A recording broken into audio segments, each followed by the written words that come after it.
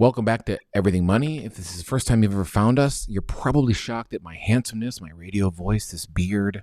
And then there's Paul, who's the opposite. Svelte, sexy. Less sexy. You're great. Everyone loves you. Thank you. You're I was about to use that Dumb and Dumber line you told me not to use. Your wit. Your cunning wit. We're talking about General Motors today, Paul. I watched a very famous... I love this. I keep referring to this. It's a Warren Buffett keynote speech he did in 98. He talks about how there's been 400 car companies. Oh, I thought it'd be more than that. Over the past 100 years. And 3 of them survived and 2 of them went bankrupt. So if you're investing... 2 of those 3 have gone bankrupt, I think, a couple times. If you're investing in cars out there, be cautious, especially one called Tesla. But remember, they're not a car company, Paul. But General Motors just had a huge recall. It's going to cost them an S-ton of money. Did we find out how much it's going to cost them? How much, Tim? $1 billion? $1 billion. Yeah, drop in a bucket for Paul Gabriel. But let's look at the financials using our 8-pillar system behind. And I believe Berkshire Hathaway owns some GM, if I'm not mistaken. Can you look into that? Sure. Go ahead, Paul. So first off, guys, could you please follow me on Instagram? No. This is becoming an ongoing joke. Please follow me on Instagram plug. because I want to get the blue check mark. My mom said to me that she wasn't proud of me for not going to medical school. So I need the blue check mark to prove her wrong. So guys, GM... I don't like investing in car businesses, especially U.S. ones. And I'm not getting into politics, but I just think the cost to produce a car is way too high. It's hard to get good quality based on the way all the employee issues are handled. You're right about Warren Buffett and Berkshire, they do own General Motors. So this is where you sit there and go, and this is where I always tell people, don't just mimic somebody. Because as much as Warren Buffett and Berkshire has GM, I'm looking at the numbers initially going, I don't want it. Mm-hmm. So let's go look at these numbers really quick. So it's a $71 billion company. The 5-year PE, though, is only 12.75. Check mark there. Mm-hmm. We want to see a below 22.5. That's pretty solid. Decent profit margin, 9%. But their return on invested capital... This is pillar number 2, ROIC greater than 9%. It's negative 5.6. That's an X. That's not as good. So we calculate our return on invested capital, which is basically the return they get on the money they've invested in their business. We base it on free cash flow. Look at the free cash flow over the last 5 years, Seth. An average of negative 8.7 billion. That's not too good. Even though they have an adorably small dividend of 0.2%, I question how do they afford it. Mm-hmm. So far, 1 check, 1 X. Not really liking the numbers so far, but let's see what the income statement has to say. Revenue growth over the past 5 years, Paul? Ooh-wee. 153 down to 140. That's an X. But it was a big drop last year and then a rebound. They haven't even gone that much up in the past 10 years, Paul. I know. What is Warren seeing in this? Well, he sees something. Profit growth, pillar number 4. 8.9 billion to 12.75. Check mark there. Oh, there's a check mark there. Big numbers. Shares outstanding, Paul. 1.5 billion down to 1.45 billion. Yep. Perfect. Keep going. Pillar number 6. Now, pillar number 6.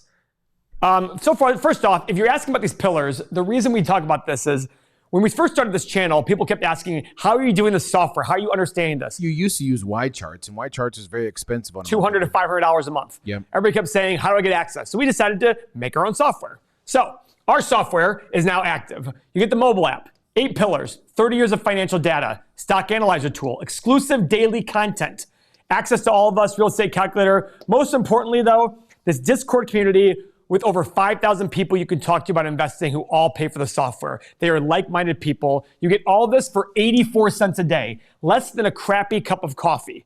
Our other competitors are $200, $235 a month, and they only give you a fraction of what we give you. This is a no-brainer. If you want to take investing seriously, this is it. If you sign up now, you're locked into this price forever with small increases for costs. Even the price of the software for new users doubles. So go do it. 5,200 other people have done it.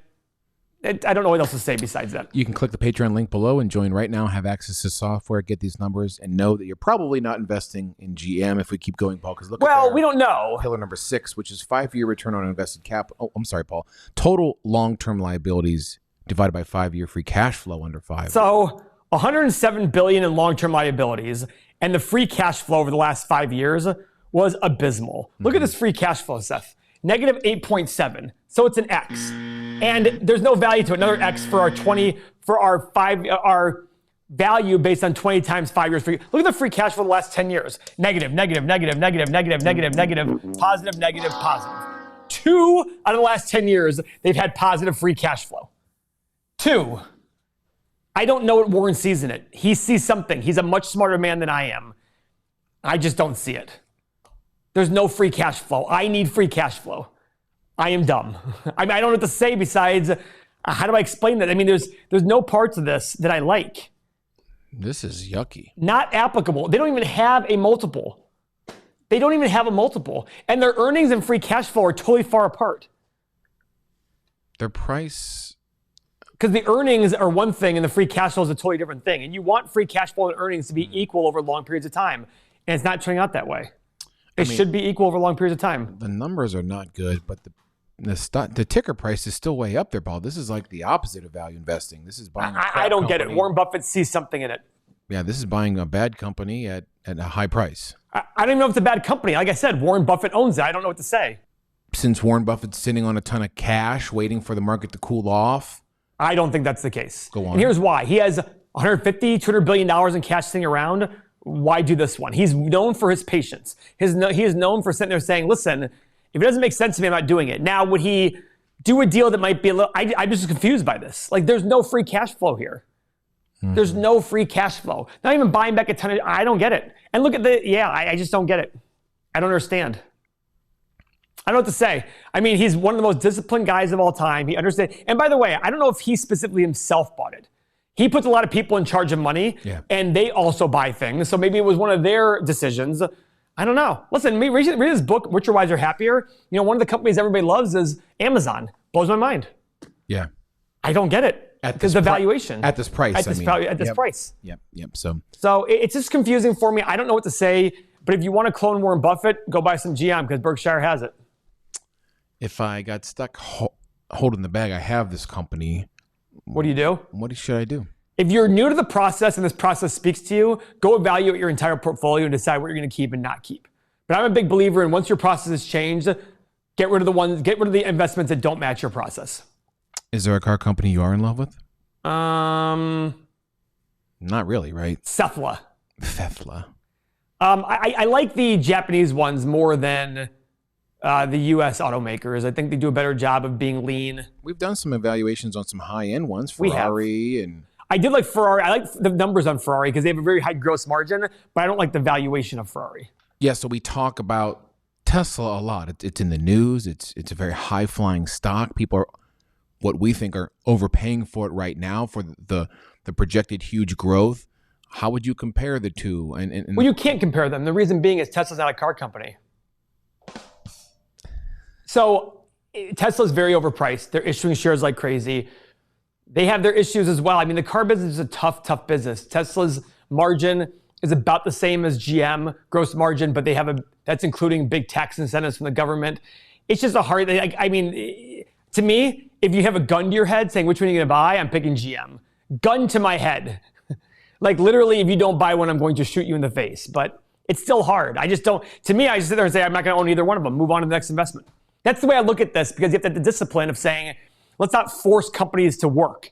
Let's not force these investments to work. I like right? that. Yeah. Sit there and say, that's why whenever somebody gets into, for example, buying a home, I say before you fall in love with the home, determine what you're going to pay for it at most. Because what ends up happening later is, well, this happened. I can pay more for that. You end up justifying more. Yeah. But if you're just always consistent, it's harder to overpay and get yourself in a mistake. I mean, all the best investors of all time, their biggest mistakes are mistakes of omission, where they didn't buy something that went to the moon. That's usually their biggest mistakes. Yeah, true. And guess what? They're fine with that. I'm fine with that. I get teased all the time that I missed the market. Okay. I missed an overpriced market. Okay, I'm fine with that. Paul, you missed Tesla. I'm fine with that. Yeah. You missed Bitcoin. Okay. Now, what I don't like is when I sit there and say, hey, I like Big Lots, and then I didn't buy it, and I loved Big Lots, and I'm like, I'm not going to buy it. It went up 5 times. That annoys me. Yeah. Omission. Right? That one, that's still omission, but I'm looking at the thing going like, darn, like that's the one that annoys me. Only because you know why? I tried to clone somebody, right? Yeah. So that's the way it works for GM. I just sit there and say, find something else. Yeah, in the end, this is not a screaming deal like a value investor is looking for. Tesla's certainly not a screaming deal, one of the most overpriced. Should we look at Ford real quick? Just in comparison? Yeah, let's just look at Ford. Sure. So Ford Motor Company, 8 pillars. Okay. I don't think. Look at this. 5-year price to free cash flow. What happened? Free cash You kind of like this, huh? 4 quarters. Why are we missing so much there? Oh, they had a huge free cash flow, big fluctuations in free cash flow, but still doesn't look terrible. What's the metrics? What's the market cap? I think Ford's a better buy by far. By far. If you have to buy a car company. Yeah, same revenue, lower market cap. They actually show profit, actually have free cash flow, have consistent free cash flow. What's their 5-year, let's see their 5-year. They have a lot of debt though. Now I don't know for a car company if this is a lot or not, but they have 9 years worth of debt. They took their free cash flow. That's where the high, maybe they have too much debt, but the point is I like it a lot more. I definitely like it a lot more. Well, if you have to get into cars, that's our take on a few of them. If not, there's plenty of other, well, not plenty of other great companies out there at this moment, Paul. A lot of them are overpriced, but find those select few to put in your portfolio. And if you keep following us, you'll certainly learn what those are. So join the Patreon below and fondle the thumbs up like you tickle Paul's little dupa. Dupa is an acronym term, Paul, yeah. See you next time, guys. Thanks for watching.